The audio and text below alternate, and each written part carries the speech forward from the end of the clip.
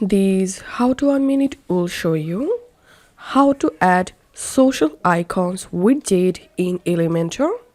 Follow these easy steps to do it. As you can see, currently editing this page using Elementor, and now I will add here social icons. To do that, click on widget, and in the search widget box type here social, and here you will get social icons widget, and it's totally free. Just drag it and drop it to the location where you want to add social icons. Once it's added, it's time to customize social icons. Select the widget and come to the click on content, and here you will get these 3 social icons. Now click on Facebook, and you can change Facebook icon by clicking on icon library and paste here your Facebook link. And to open link in new window, click on settings, and here you can enable or disable open in new window option. That's how you will be able to edit all of these social icons. To add more social icons, click on add item. Let's change these icon.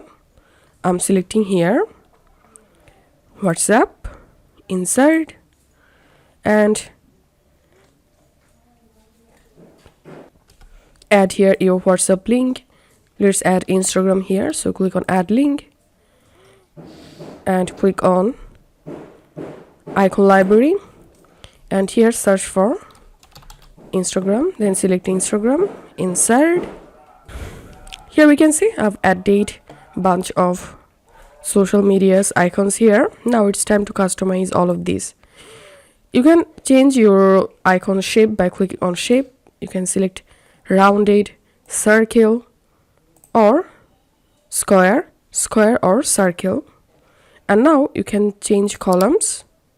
You can show 2 social icons in per column. I'm selecting your auto.